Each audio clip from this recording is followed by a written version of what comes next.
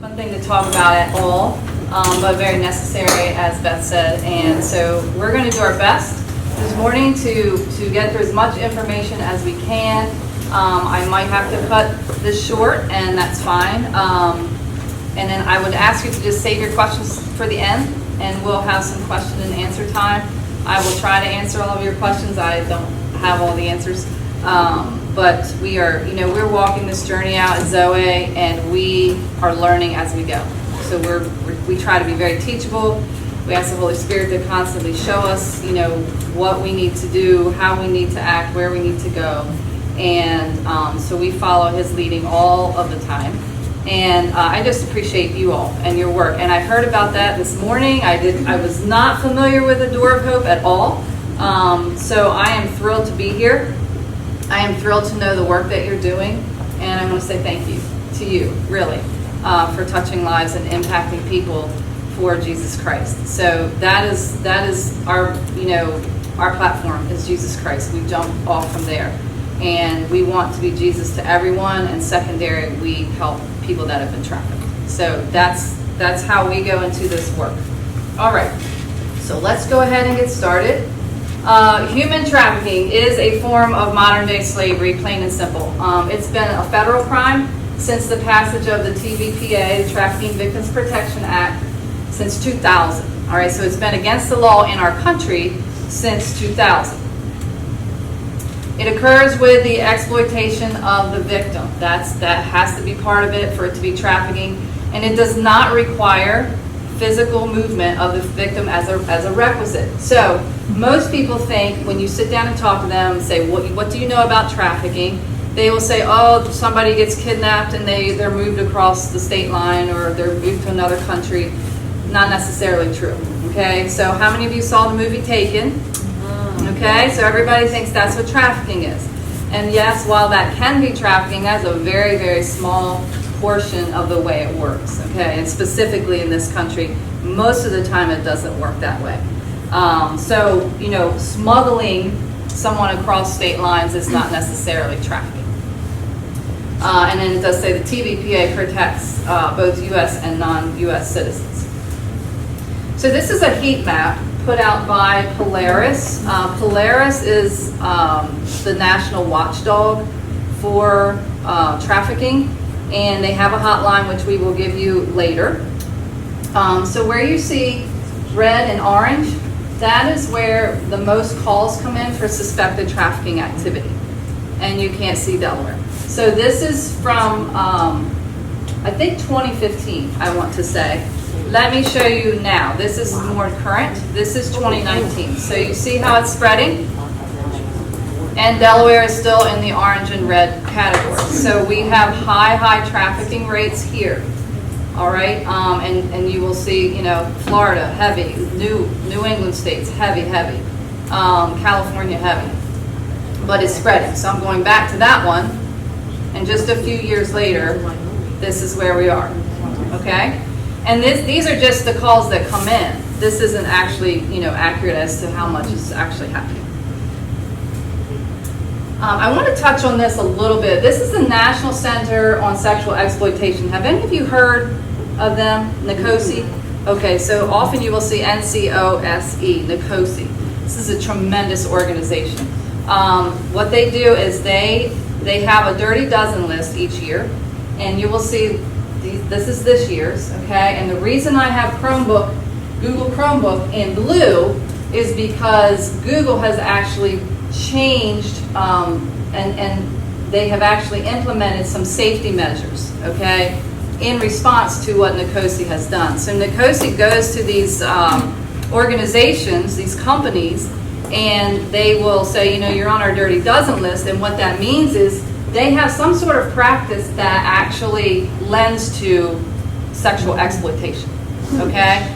So all of those, either they don't have safety measures in place that would help, or they are a website that sells certain things that are sexually exploited. I'm going to go to OnlyFans. Have you heard of OnlyFans? Yes. Okay. So OnlyFans is supposed to be a content subscription website that is where you can go onto this website. You can be a creator, and you can sell your product.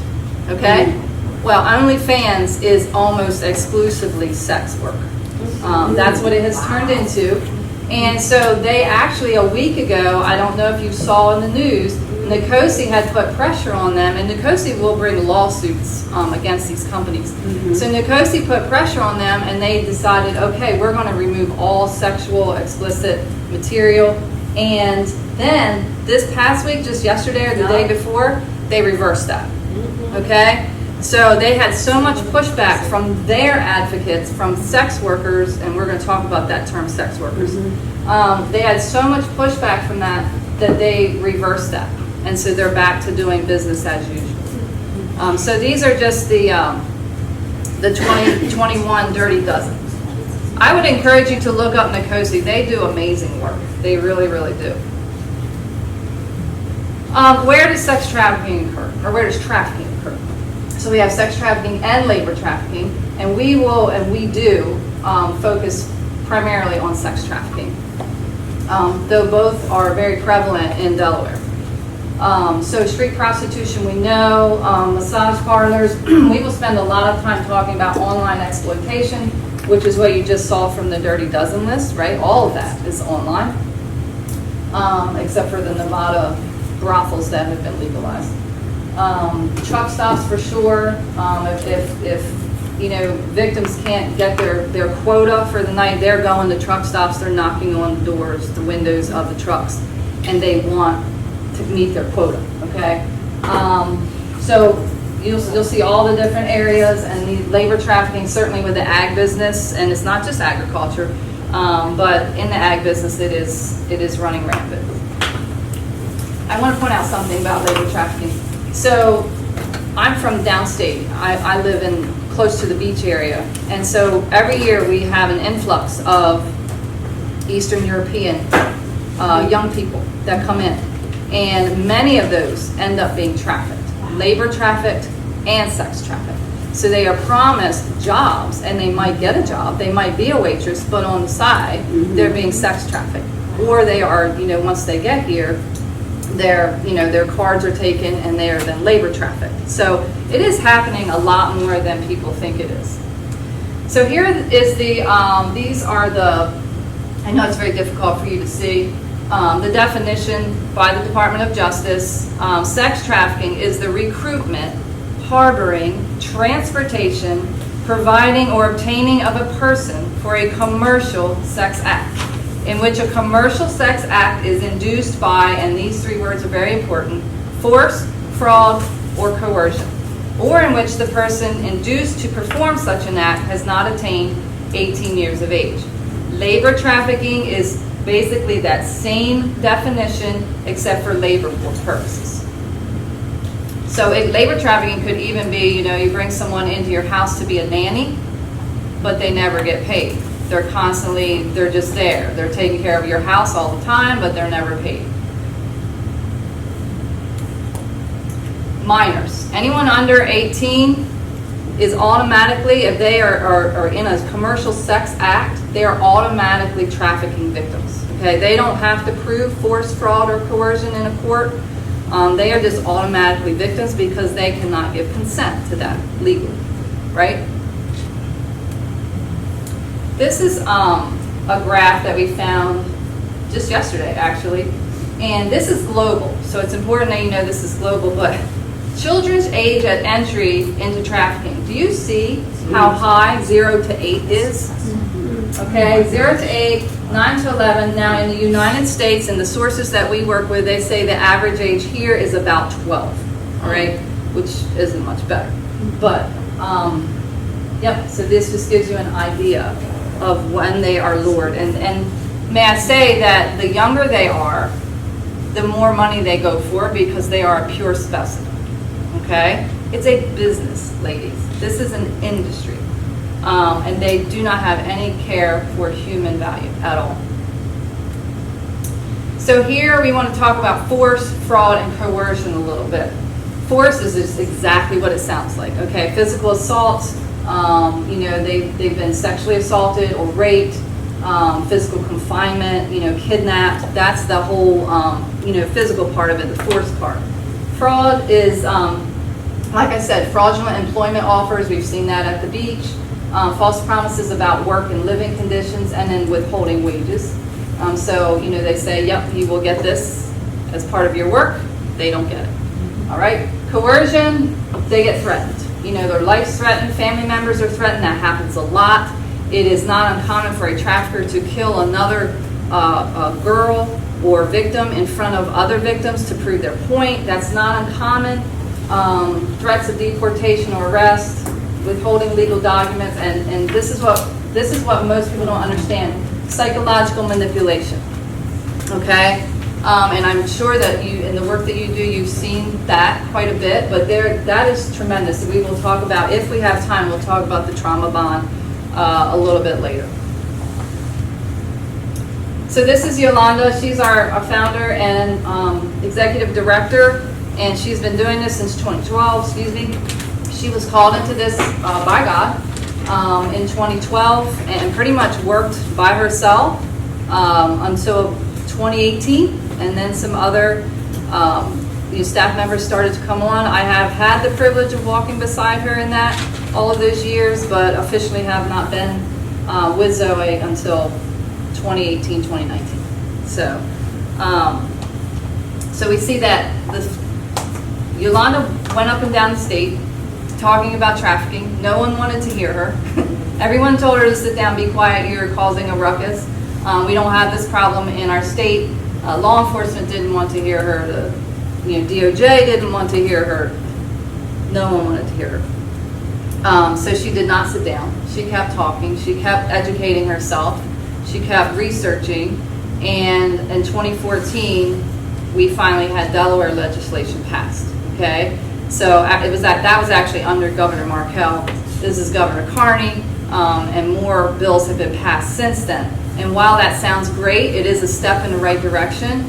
That print on paper doesn't get us very far if there's no action behind it, right? And so we are really still pushing to get everyone on the same page with what trafficking is in this state. Oops. So there's a big push by many, and we don't typically get into political things, but this is important. There's a big push by many federally and by many in this state, in the government, to have decriminalization of sex work. Okay, we are 1,000% against that. All right, and this is the reason. These are examples of cases that were studied in like the Netherlands and the Europe area, because it is legalized over there. And these are some of the things that were found from that, and I'm just going to read this to you. At a cross-country level, Cho, Dreyer, and Neumeier show evidence that legislation is associated with increased human trafficking. On average, legalization is associated with increased human trafficking. On average, countries where prostitution is legal experience a larger reported human trafficking inflows, okay? So, and then I'm going to go to this from the European Parliament, and decriminalizing is spelled with an S because that's the way they spell it. Just want to point that out. Decriminalizing the sex industry in general and making procuring legal is not a solution to keeping vulnerable women and underage females safe from violence and exploitation, but has the opposite effect and puts them in danger of a higher level of violence, while at the same time encouraging prostitution markets, and thus the number of women and underage females suffering abuse to grow. So basically, trafficking, once it's legalized, trafficking's not legalized. Once sex work is legalized, trafficking just hides behind that legalization, okay? And police officers aren't looking for it anymore. The state and the government, they don't really feel like they have to pass any laws anymore, and so it just starts to rise. And this Sneak case happened in Germany. It actually was a pimp from Germany, and he brought he coerced some of his own family members to do some sex work, and they took them to Amsterdam, where the red light district is. And have you ever been there? Mm-hmm. Oh my goodness, it's so heartbreaking. It is so heartbreaking. But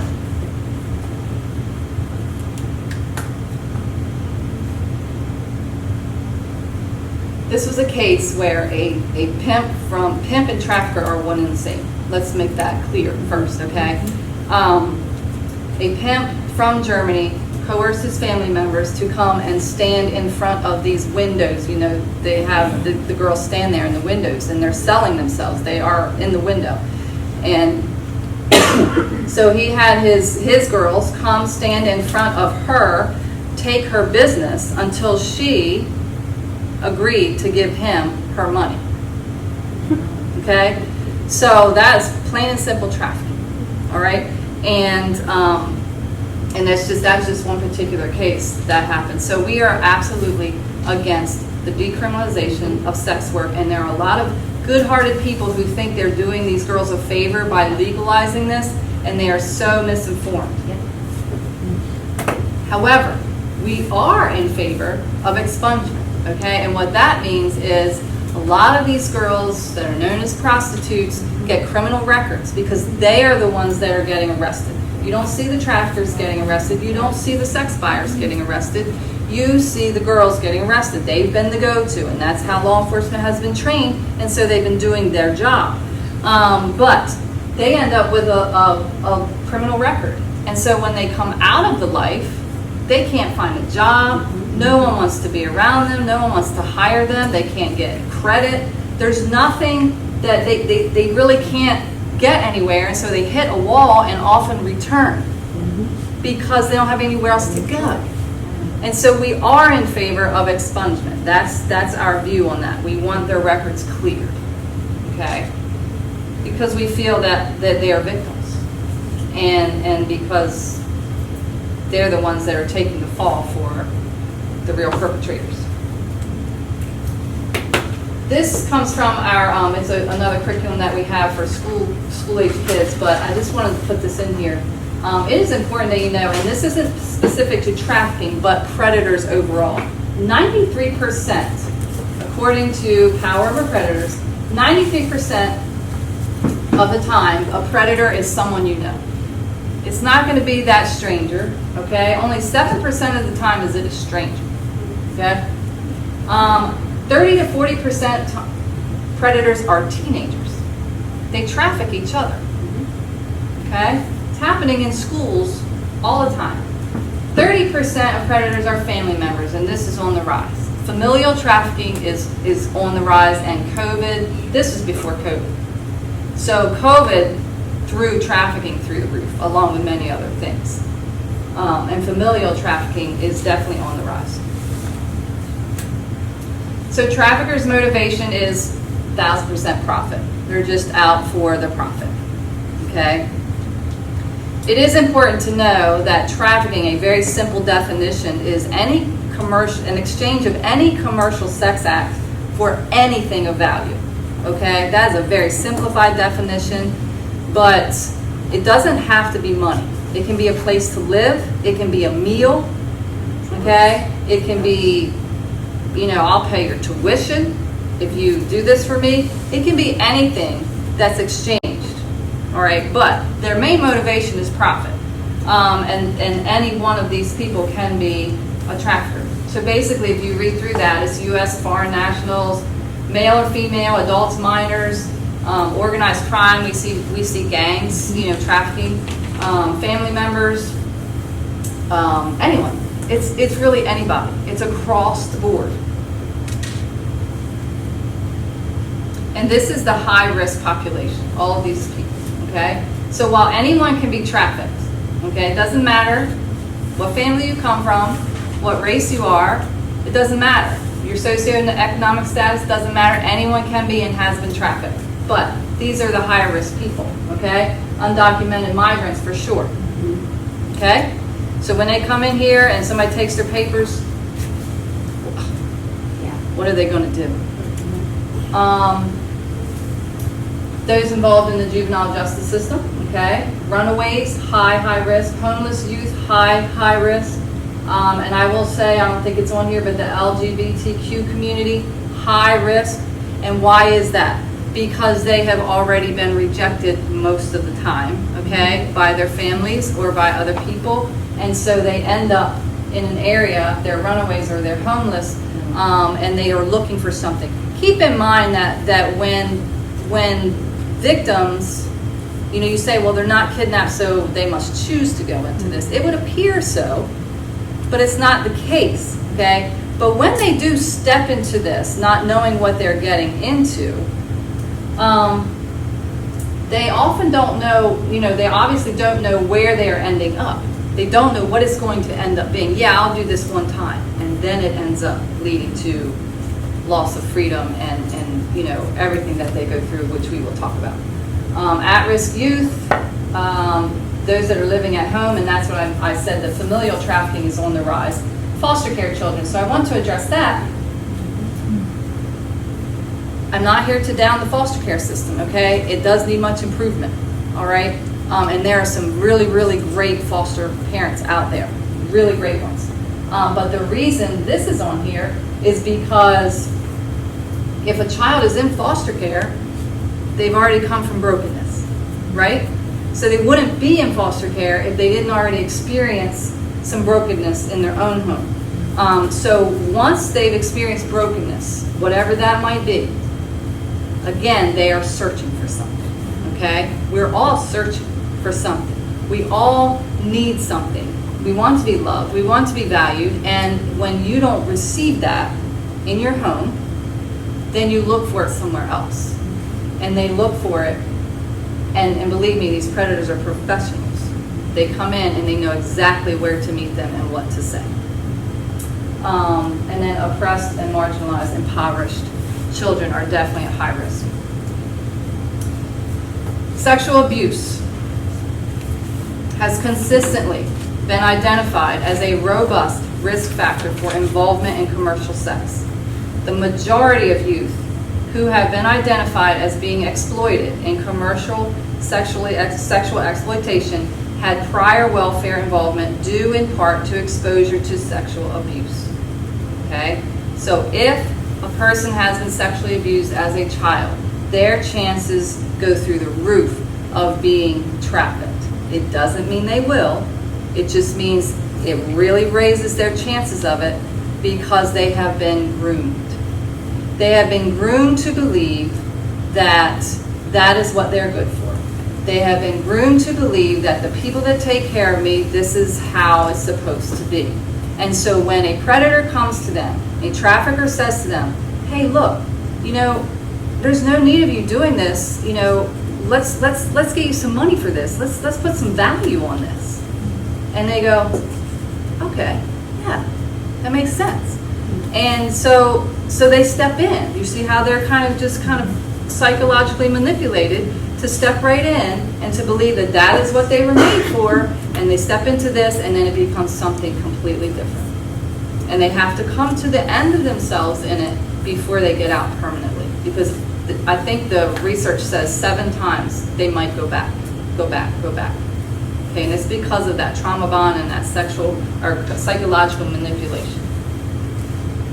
This is a quote from a survivor from foster care. Being in foster care was the perfect training for commercial sexual exploitation.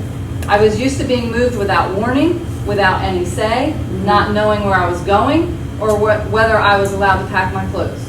After years in foster care, I didn't think anyone would want to take care of me unless they were paid.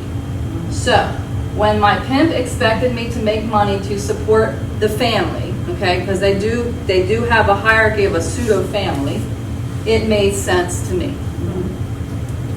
And to those of us that haven't experienced that, we go, I don't understand how they could think that way. You have to understand that trauma changes the brain, right? And so if we were in that situation, we would be thinking the same exact way. At any given time, there are 50,000 sexual predators online. Go on there right now, 50,000 sexual predators, at least, online. Okay? And that, again, is before COVID and before they realized how much money they could actually really make. And so they use cell phones, social media, gaming apps, websites, all of it. all the technology, and when we became so technologically dependent through COVID, there was a lot of good with that, but there was a lot of evil that came along with that as well. So again, social media is a common, and it is so important for parents and grandparents to know what your kids are looking at on their phones. One of the worst things we've done, and this is Sharon saying this, one of the worst things we've done is handed phones to kids. One of the worst things we've done, and I did the same thing as a parent. I handed my kids when they were going into high school. That was when they got a phone, thinking, okay, yeah, they're in high school.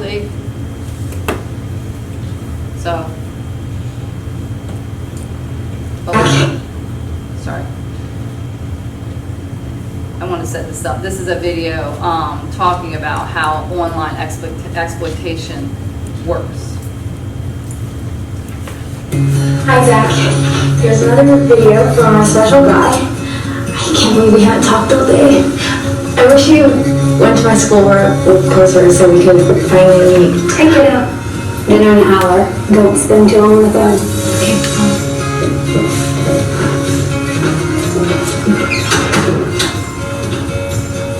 I know you've been waiting for this for a while, so I wanted to give you something special.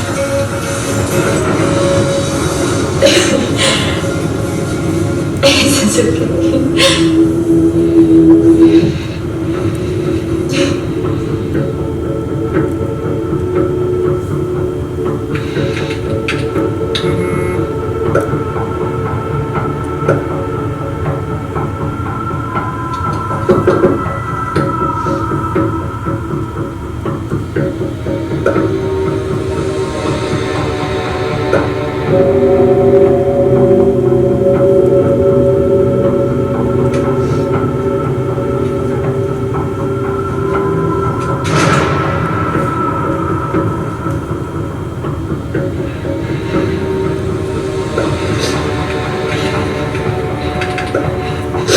Who are you?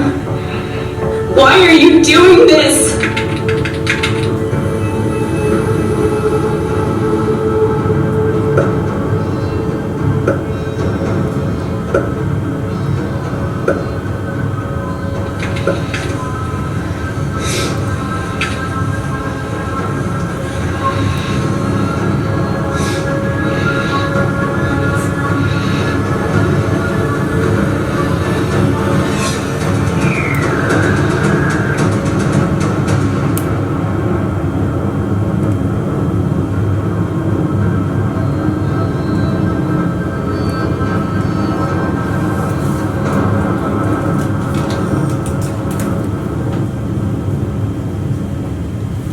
I've seen that so many times, and every time I see it, it just makes me feel dirty, every single time.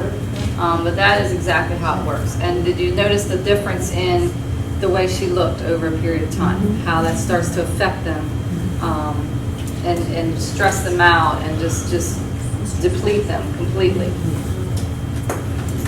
So this is a slide specifically about pornography.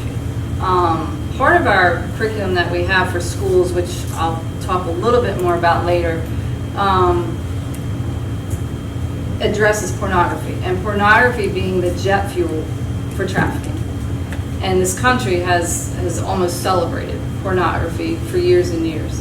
And now we are at a place where pornography has turned into, it's just in bad, it's never been in a good place, but it's in a horrible place. It's violent, it's sadistic, it's just, it's something, and these kids that have phones have access to that all day long, every day. And we walk through how it's addictive, and I'll talk to you about that in a minute. But this just gives you some statistics from 2018. 33.5 billion visits, okay, on the line, 92 million visits a day. 92 million visits a day, again before COVID, okay? 12 new videos and 2 hours of content uploaded every minute on these porn sites. There are 8 million websites that are pornographic, at least 8 million.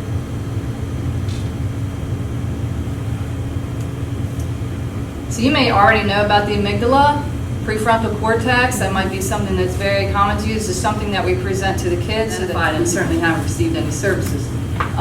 So you see at this particular time, the ones that they did identify, 24 of the 35 were African American. Okay, 4 were white, 3 were Hispanic, and 2 were others, and they were pretty evenly spread throughout the state.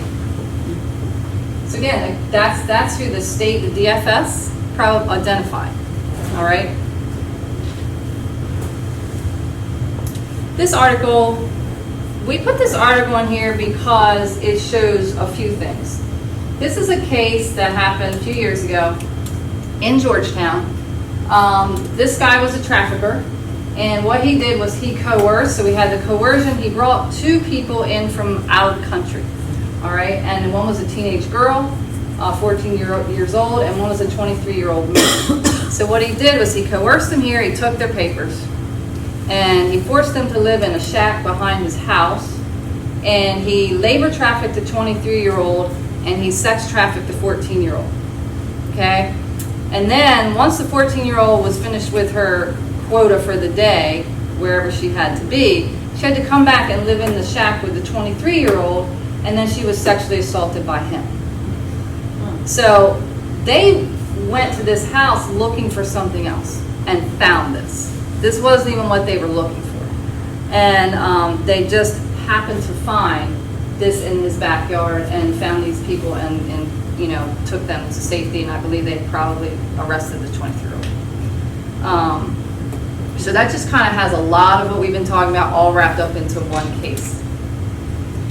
This is on here. This is from RubMaps. RubMaps is a very popular advertising website that specifically for massage parlors. So we're going to talk a little bit about massage parlors.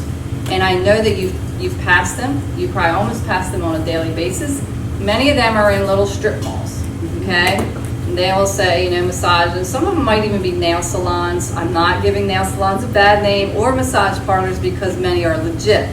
But this is what we're seeing, and when you know, we Googled this throughout the state. Okay, Wilmington, Delaware, Milford, Newark, Smyrna, Millsboro. I buy one in Laurel, Delmar. I mean, they're everywhere. They're everywhere. And if you just know what to look for, most of these are Asian run. Okay, so you will walk in. If you walked into one of those, you would see mostly Asian women in there, and those Asian women are being trafficked, and most likely live there. Here's another way that they advertise these massage parlors on RubMaps, and I know you can't see this at all, but this is just showing. This was when we Googled Wilmington, so there's several that will come up. No matter what town you Google, something will come up. But something to look out for, just a red flag. What it has here is $65 per hour. Okay, $60 per hour, $60 per hour. I don't know about you, but when you go into a legit spa, you don't pay by the hour, you pay by the service. Okay, so I would like a massage. Okay, massage might be an hour, but you could get another time. I want my nails done. Okay, it's this price. They don't pay, you don't pay by the hour. That's a red flag right there. And that's just some more. This one I Googled, Sussex. So Milford, Millsboro, Milton, Lewis, they're everywhere. This is very vulgar. I just want to tell you, this is a report card per se, an evaluation by a sex buyer. Okay, so he fills this out, letting other sex buyers know how good this person was that he just bought services from. Okay, and so if you can't see it, probably be thankful that you can't see it, but it's just vulgar, and it's a report card. Again, this is a business. This is a map that was put out by City Data just recently, and probably a year ago, and I put this on here because I was floored when I looked at it. it tells us who has the highest amount of registered sex offenders. And I don't know if you can see that, but Wilmington, Delaware is top in the country for registered sex offenders, according to this map. And this, you can't read either, but this is telling you, this is listing all the big cities, and Wilmington is the highest. Wilmington is there. Now, it's registered sex offenders per 10,000 residents, so it's per capita. Right. All right, so you need to understand that. It's not, so if you go to Dallas, Texas, and you go, no, Dallas has way more than Delaware, it's Right. per capita. Okay. This is one of those spas I was talking about. This one's in Milford. It's still fully functioning. I ride by it all the time. I've actually sat in the parking lot and watched at 10, 11 o'clock at night. I've watched men get out and go in, come back out a little bit later. Blatant, very blatant. But this lady was arrested. This was in 2015. This lady was arrested. They shut it down, and she was originally from Flushing. She's not originally from Flushing, but it says she's from Flushing, New York. That's a red flag. So when you see somebody that's from Flushing, New York is a hub. Okay, this is where a lot of the victims are brought. Okay, they're brought there from other countries, from in this country, and then they are dispersed out. All right, it's like the warehouse. Okay. So she was arrested for prostitution, but now it's back open and fully functioning, and the police are very aware of it. So let's just look at trauma, the trauma experience. So this is a room in the back of one of those spas, okay, because that is where they live. They don't get to come and go as they please. They don't have transportation. They get their food brought to them. They service people all day long. They are in a definite trafficking situation. This is a business card from a pimp, a trafficker named Carlo. Okay, and this little sweet dove that in Christianity, it's a sign of peace, right? No. So this little dove means outcall in the trafficking world. Outcall means we will come to you. All right. In call means you need to come to us. So we might be stationed at this hotel, Super 8 Motel. Okay. This is where we are. You need to come to us. That's in call. Out call, you call me, where are you? I'm coming to you. Okay, so that's a sign for out call. Backpage. Backpage is another, just like Rub Maps, it's another website that is a trafficking sex worker hub. Backpage actually was shut down, and so they just flipped over to being backpage1.com. They really didn't take them long. They went to another website for a while, and then they just created Backpage1. So you can't read this, but this is just, they constantly have just advertisements for these. These are mostly girls on here, but boys can be trafficked. Boys are trafficked. They lie. But they might just say, smoking hot, young. There's one on here that says petite. Petite is a code word for underage. Okay. So there's just different words. Yep. So this is I zoomed in on this new Asian young girl, and then they put this picture up here as if she's going to be the one that you will be with, and it's clearly not going to be that person. This is just a picture, but that's what they do. They make her look very, very sweet and very innocent, and she may very well be. And I just want to go back to saying, because this image reminds me of the pornography industry. They force these kids to be in pornographic movies, pornographic scenes, to do pornographic acts with one another. And, I often will hear from people And they'll say, but they look like they're enjoying it. They look like they're having a good time. They have to. If they don't, they either will get beaten, they can be gang raped. There's a consequence. There's a consequence when they don't do what they're told. So they have to do what they're told. And I guarantee you that girl is not feeling as happy as she looks. So here's, let's say everybody has a quota. You've heard me talk about that. Is there a certain amount that they have to bring in a night to be allowed back into the stable? The stable is their home. The stable is where the pseudo family is. Often you will have the trafficker, the pimp. This is in, this structure. And then you will have someone that's called the bottom, or excuse my language, the bottom bitch. And she is the overseer of all the other girls. So there might be 4 or 5 girls in the stable. All right, and they are family. They eat together, they live together, they do things together. Okay, so that is what those girls and boys come to know as their family. So they each have a quota. And let's just say a typical quota is $1,000 per night.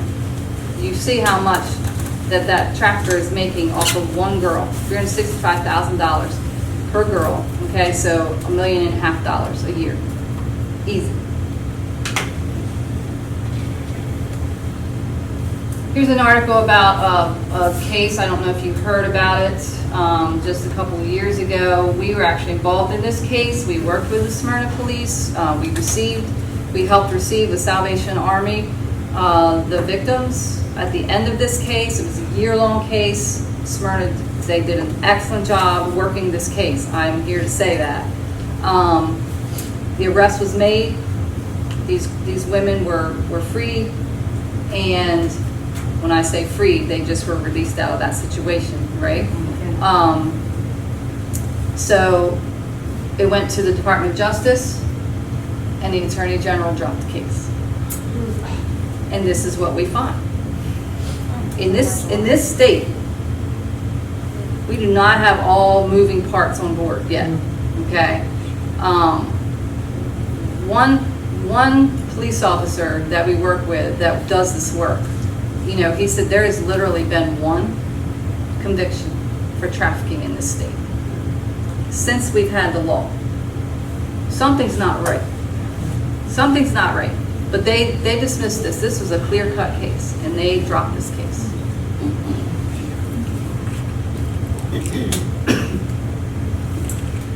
Here's another man. He did get 20 years for sex trafficking 2 teen girls in Dover. Okay? And so, oftentimes, pimps, traffickers will brand their girls or boys. They will put tattoos on their girls or boys. Okay? So, now, don't go around looking at everybody's tattoos and get trafficked. Okay? So, there has to be, a lot of people have tattoos these days, but these are just some of the ones, odd tattoos. You see something like that, something's not right. Some of these have the name of the trafficker on them. So that says King Tay, Laylo. That's also Laylo. Well, that's the name of the trafficker, branded on them. Okay. There's some more. There's a barcode because remember they're a product.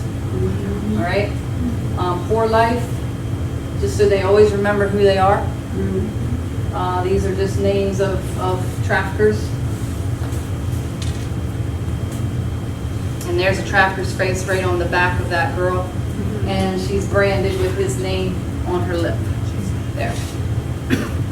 2 reasons they do that. One is psychological. I own you. You are mine. Right? And the other is if they do decide that they want to run, most of them want to run. Okay, but if they do decide that they will run, and another trafficker finds them, they know exactly who to return them to. Okay? Okay. I can't. You're not my girl. You're going back to your own pimp.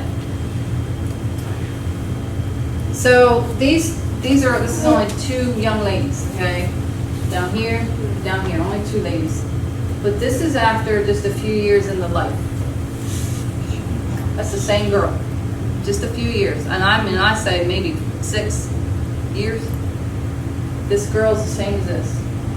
This girl is the same as this. Okay?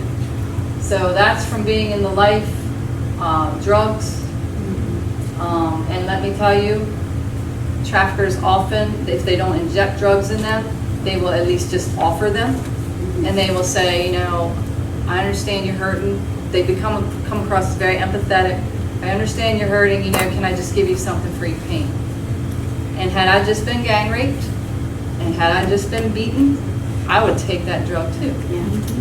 And so, but we, in society, we will look at this girl and we'll be like, oh, we'll engage in conversation with them and, you know, and talk to them and might even say hi on the street. But if we saw this one coming at us on the street, we'd probably grab our little child's or our grandchild's hand, we'd cross the street. We don't want to come in contact with that. Or that. That's too scary. You see the situation that they're in. So I have a couple of slides of warning signs. These are specific to youth. All right, but, and again, if you see these, if you see one, don't just be like, oh my gosh, you're depressed, you must be trafficked, okay? It has to be several, all right, several together. And then some red flags can start coming up in you, and you're like, man, something's not right. But definitely odd tattoos, addiction, depression, all become part of that. Why? Because they're in a place they don't want to be. And they wouldn't tell you, most what we would call prostitutes, but most prostitutes are trafficked, okay, not all. And most trafficking victims would never identify as that. If you would walk up to them on the street and say, you know, I know you're being trafficked, I'd like to help you, they would quickly tell you where to go. Yeah. Okay? They are not going to say, I know I am, please get me out of here. No. They believe that they love their boyfriend, okay, or their daddy or their uncle, whatever they call him or her, and they believe they are in love. That's a relationship. And they have been so psychologically manipulated that they think that they should be there. That's what I meant earlier when I said they have to come to the end of themselves before they're ready to say, I'm done. Okay? Getting back to this, so if they're in school, a lot of times they'll be absent. They'll be there for a few days, then you won't see them for a couple of days. They come in just completely checked out, all right, emotionally drained, mentally just, they can't comprehend what you're saying because they're just in a different place. Physically bruised, malnourished, always tired. Talk about being out late with a boyfriend often. That would be in the beginning when they're a little bit more excited. They think it's this guy and he's taking care of them and he took me to get my nails done and he's buying me all this stuff. And they think it's kind of cool because this older guy likes them. And they might brag about it a little bit. They might have to rush home after school. They never, hardly ever participate in after school activities. They become more of a loner. That might not be that way at first, but it starts to develop into that. They become more of a loner. And they don't have any friends. You don't see them hanging out with friends. And they get picked up by a boyfriend, uncle, somebody that's consistently coming to get them every day after school. There's one video, and I don't know if I have it in here or not, but a survivor said, you know, I wish all the people that saw me getting in that car after school every day, I wish somebody had just said something. Because they aren't going to say something. They aren't going to say anything. And she said, the ones that just kept watching me get in with this guy, I just wish they had told somebody. And maybe I would not have been in that same situation. Maybe.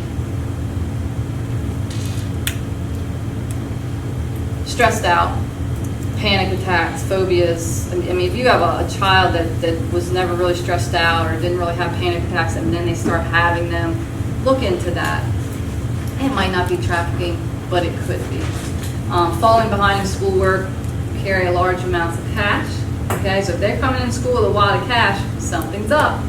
All right, and again, like I said, uncharacteristically wearing expensive clothing, jewelry, getting their nails done constantly, bling. So here are some myths and misconceptions. First of all, this picture. We stay away from stuff like that. That's sensationalism. While that might happen, again, that's not the majority of the way trafficking looks. They very much seem like they're coming voluntarily. Okay? So here are some misconceptions. It's always or usually a violent crime. Most of the time not. Not at first. Not to get them in. Keep them in, maybe. Traffickers target victims they don't know. We already saw 93% is usually somebody you know. Only women and girls can be victims and survivors of sex trafficking. Absolutely not. Boys are trafficked. Absolutely they are. Human trafficking only happens in illegal or underground industries. I've shown you how it's right in your face. Like right in your face. You almost have to try not to see it. Really. If the trafficked person consented to be in their initial situation, then it cannot be human trafficking or against their will because they knew better. I hear a lot of people say that. I hear a lot of people say, well, they're choosing it. They're not running. They must want to be there. People in active human trafficking situations always want help getting out, and we spoke to that already. Most of the time, not. Okay, unless they've been kidnapped, if they've been psychologically manipulated and coerced into that, most of the time they do not want help getting out. They don't even understand that they need help at first. So we are at 10:34. I have a whole section on trauma that I think I'm going to bypass because I think a lot of you probably have had some trauma training. Okay, so I'm going to bypass that and I am going to get into our programming and then we'll have some questions afterwards. Okay. Let me skip by all of these. Here you go.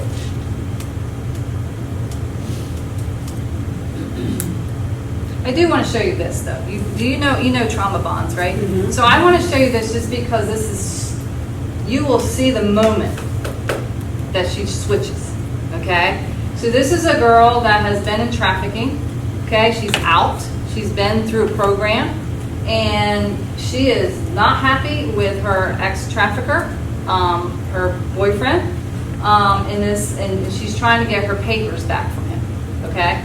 So, but I want you to just watch, because I know you know about trauma bonding, I want you to watch the moment that the light switch changes. You'll see it.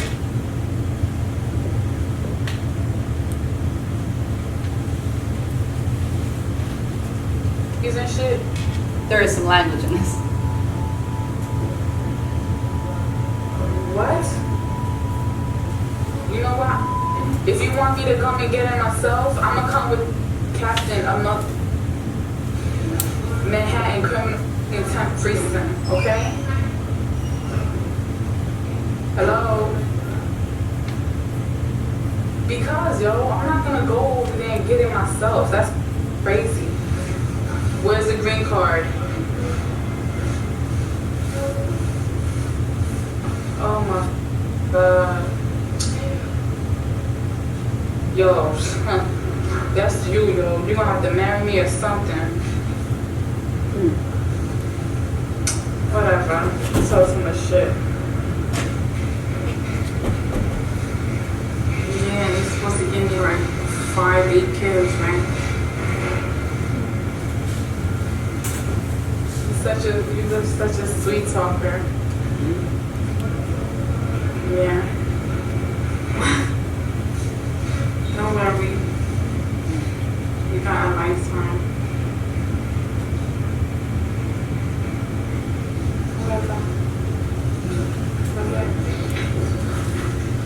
I'm such a hypocrite.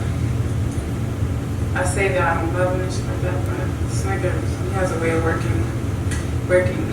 You know, I'm calling him again. Can't help it.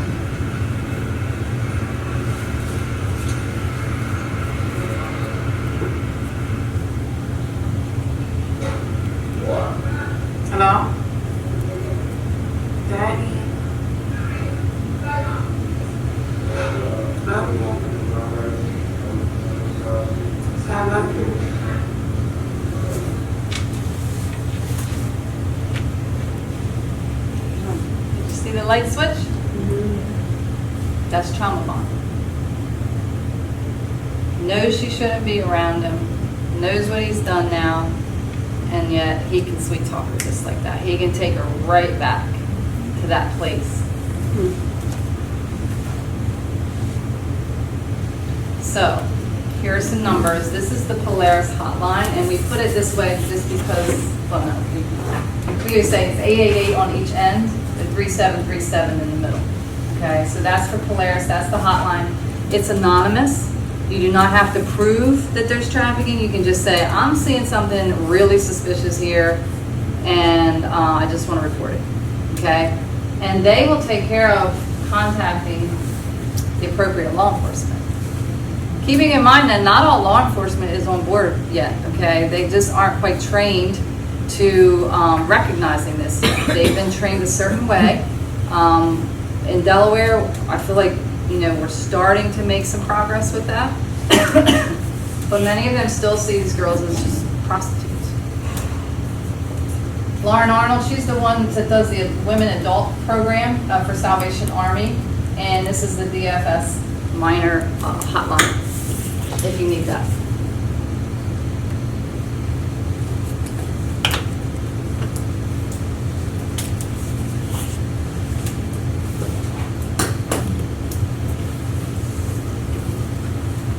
All right. So these are just areas where we serve, education, equine mentorship. I'll talk to you about each of these. Clinical counseling, awareness, and then residential aftercare home. So our education, this is where I almost think your organization could help our organization because we have this curriculum known as Power Over Predators. It is for 12 to 17-year-olds. It covers a gamut of topics, but trafficking is included. And we have acquired that, and we are poised and ready to go into schools, right? As soon as we got poised and ready, COVID hit. And so for a year, we were not able to do that. We are back to giving presentations for this, but we are struggling to get into the public schools. Private schools, we've been able to get into some of those, certainly boys and girls clubs, youth groups. You know, we're hitting all the community youth organizations that we can because we don't want to sit still with this information. And I've had people say, you know, you need to connect with the wellness centers in the schools, and you know, we've attempted that, and it just seems like everybody has so much going on that they don't want one more thing. Right. And so while I understand that, we feel a sense of urgency to get this into the schools. We just do. So that is something that we are doing. We hope to expand to the public schools more. Certainly education is, you know, about bringing awareness to you as well. Equine Mentorship. This is a program that we model after a ranch in Oregon called Crystal Peaks. This is a program I oversee and created the curriculum for, and it's a mentorship. So this is not clinical. Basically, again, it's for 12 to 17-year-old girls or boys who just are struggling a little bit. They don't have to have been in trafficking. They don't even have to be on the brink of trafficking. This is a prevention program, okay? This is for us to speak life and positivity into lives. This curriculum is faith-based, but if someone doesn't want to talk about God, doesn't want to hear about God, we meet them where they are. We don't force that, okay? But if they do, we're weaving scripture in and we're talking about how God sees them. And so some of our topics are identity, value, forgiveness, love, everything that, you know, we all need to know about. So what we do is we have one session per week for 8 weeks right now. In 2022, we're extending that to 12 weeks because we're finding that the kids that come don't want it to be over. So I'll be adding a few more things to that curriculum. They come once a week for 75 minutes. It's a one-on-one horse, the session leader, and the child. And it's a very natural conversation. And nationally, there are organizations, but there are not really too many organizations fighting trafficking in Delaware. Salvation Army has stepped in. Meet Me at the Well is one that, brings education about trafficking. But if I have to be honest, those three, Salvation Army, Meet Me at the Well, and Zoe Ministries, are the three main ones that are doing the work. Yes. Yes, why do you feel they didn't prosecute that case or they dropped the case? What do you believe is behind that? This is being recorded. I can say. We did meet with them. I didn't personally go to that meeting, but our organization did meet with the AG's office after that, and they were ready. Like, they were ready for us because they knew we were going to be coming. And I don't know that we got a good explanation. What they said was they were not included from the very beginning. So Smyrna kind of took this on and didn't include the DOJ. And there were reasons Smyrna did that, but DOJ did not look favorably upon that. And so that's all I'll say about that. Yeah. So you can deduce whatever you would like about that. Yes. Well, it makes me think, for every child shape, there are the buyers. Absolutely. And those buyers are not just guys off the street, they're in the government.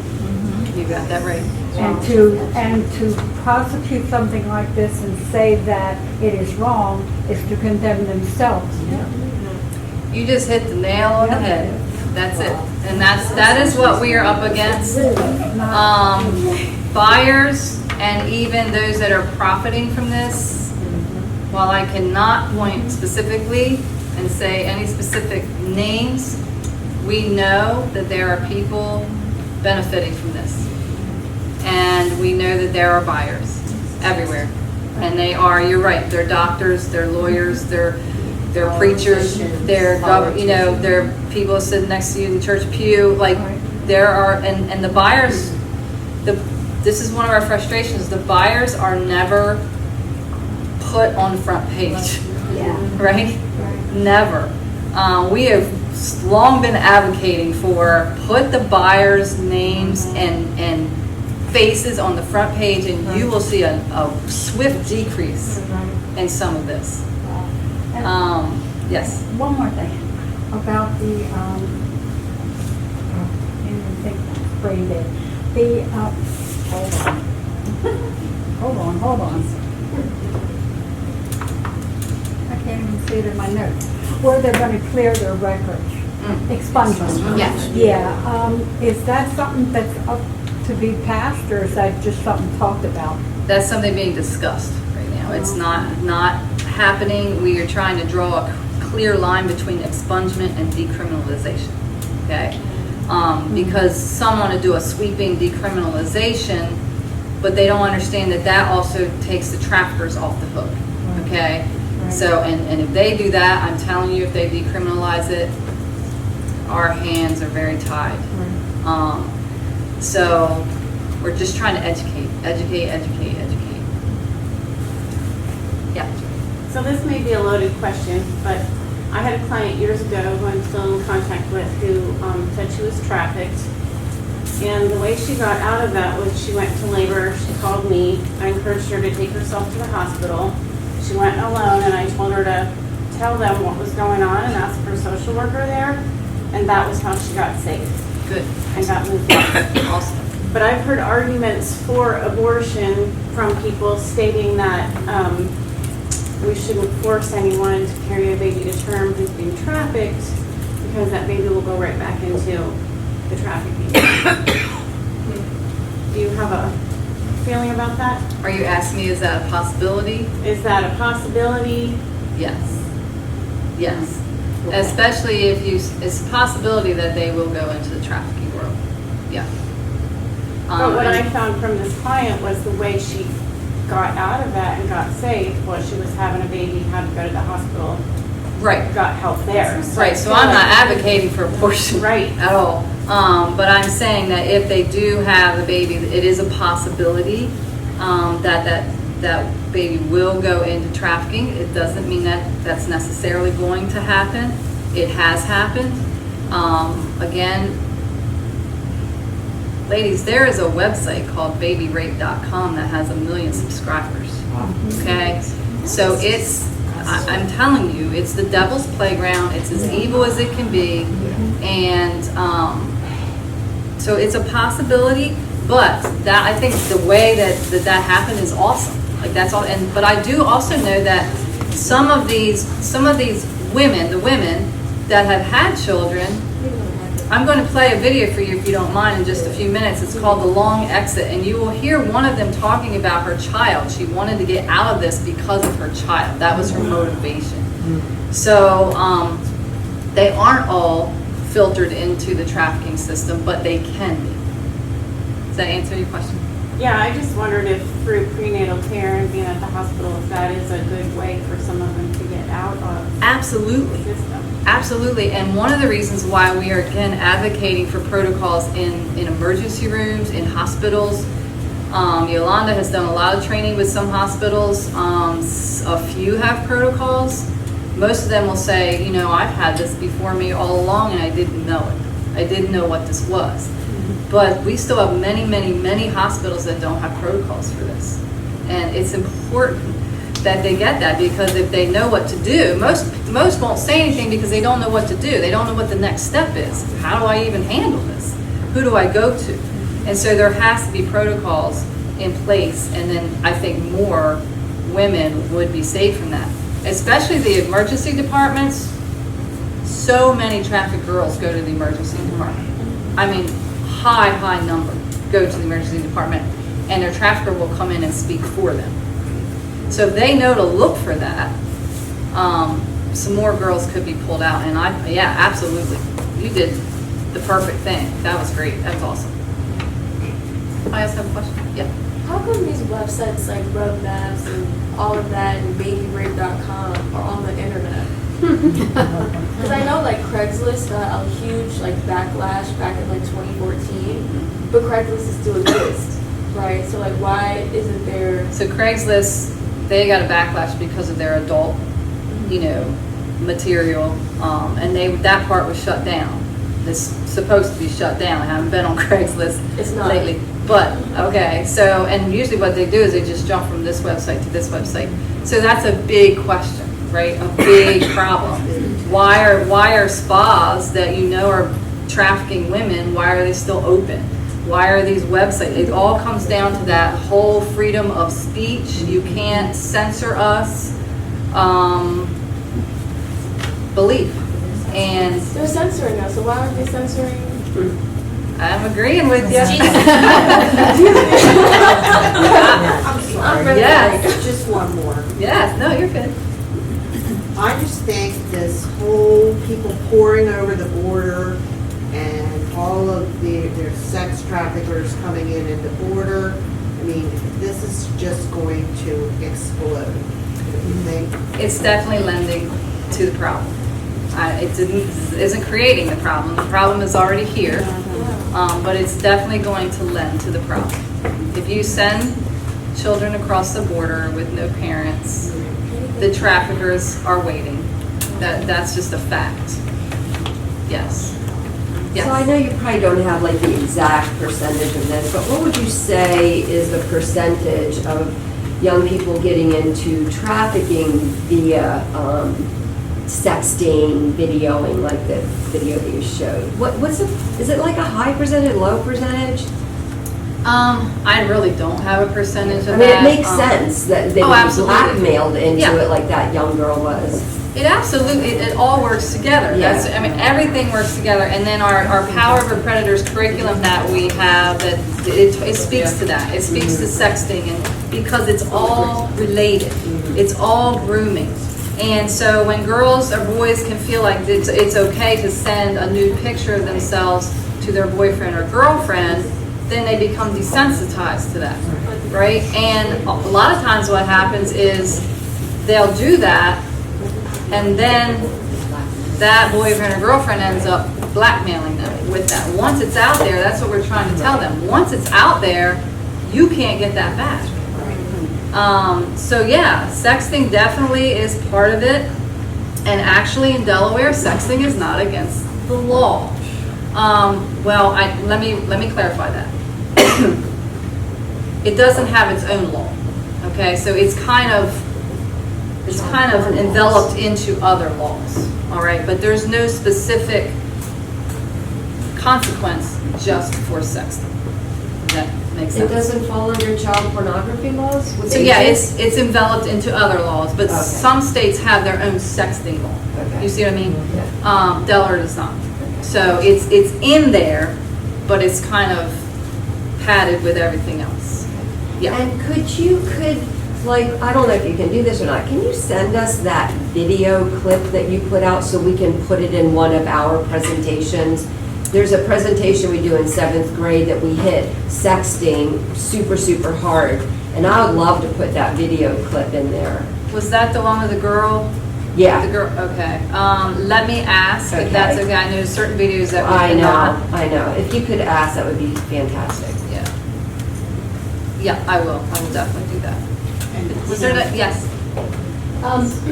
Just before you're done, if you could give us 3 big takeaways, because there's been so much really, really good information here, but like 3 action points for us to do in the centers as client advocates, so then we know how to best serve this community that comes in. Right. Okay. Let me think on that. And also too, like, you know, we've recently had a client come in, and there was a lot of very suspicious stuff Yeah. going on. Like, her employer called, and her employer wanted to set up the ultrasound, and she came in, and we talked to her, but once we got done talking to her, we were thinking, no, she didn't say that she was dating her employer. She was saying that, you know, it was her with her boyfriend, and she kind of like painted this whole other picture. But I still have like niggling kind of suspicions a little bit. And so I really am, I would love to know, where should I go to here outside of just simply really trying to facilitate that connection so she feels comfortable.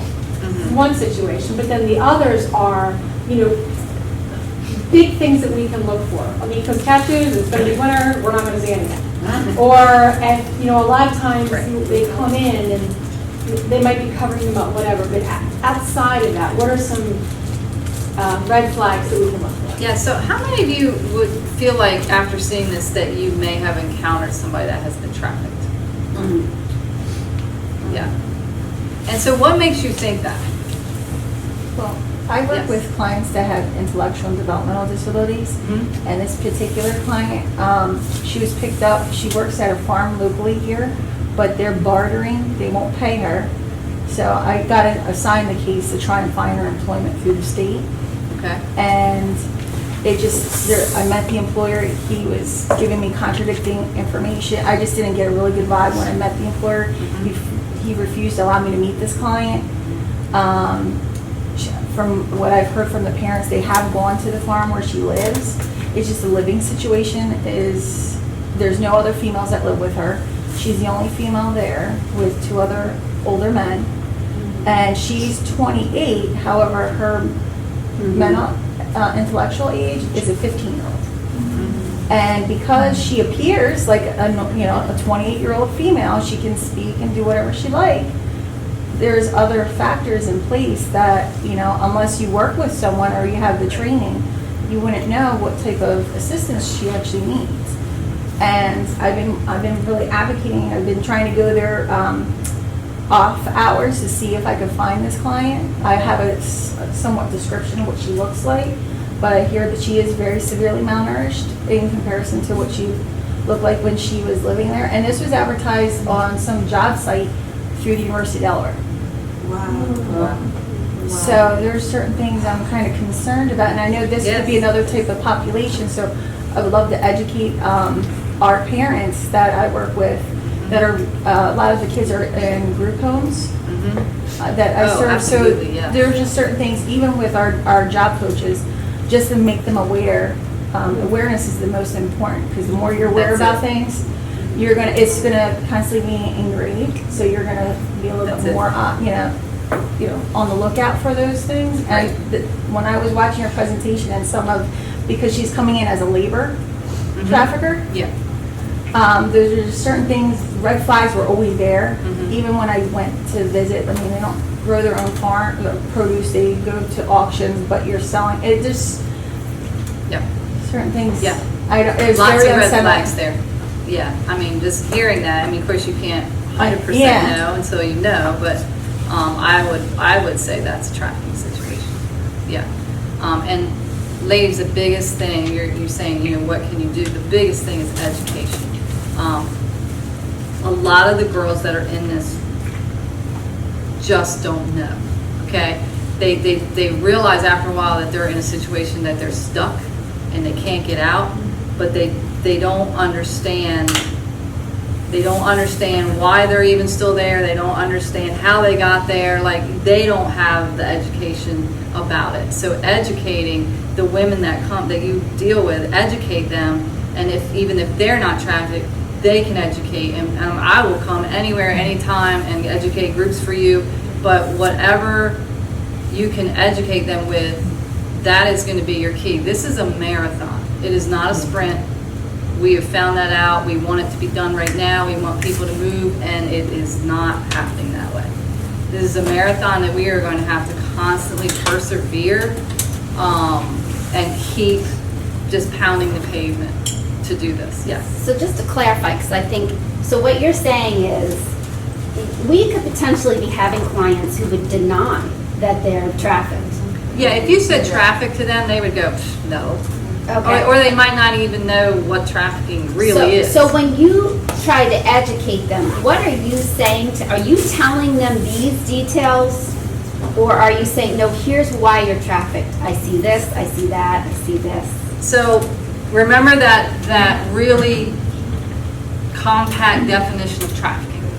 Don't go tell them on the Department of Justice definition, Yeah. Tell them, okay, trafficking is an exchange of any sex act. Any sex act. It doesn't have to be intercourse. It can be a blowjob. It can be anything. Any sex act in exchange for anything of value. So they'll be like, well, I just needed a place to sleep for the night, so I just went there and slept, and then he asked me to have sex with him. Right. That's trafficking. Okay? They need to understand that is against the law, and that the law then would be on their side. And that empowers people.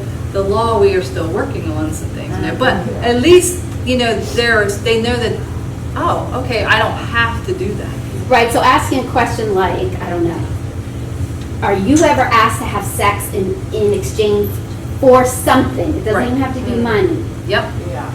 Could it even be friendship or? Yes. If you ask that question and let them think on it, and then if you feel like they didn't tell you the truth, because most of the time they won't at first, ask it again later. Okay. That is something that will help you pinpoint, yes. Okay, so one of the things that I think that could help all of our advocates or anybody who works with any client is that there's several Bright Course classes, actually there's series, and that is recognizing abuse. And the other one is recognizing shame and blame from in your client.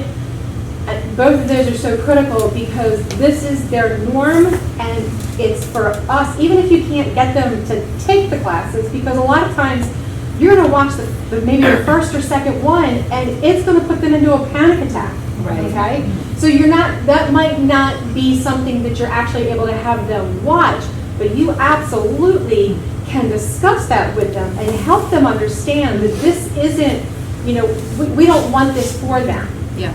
But as I have recently found out, abuse is so much more prevalent than they realize. Yeah. And because of the society that we were grown up in and the media, everything is normalized, the music that they listen to. I mean, it's all, Yes. yeah, it's all normalized. It all So works they together. think that it's just them. It's not like, no, this is actually abuse.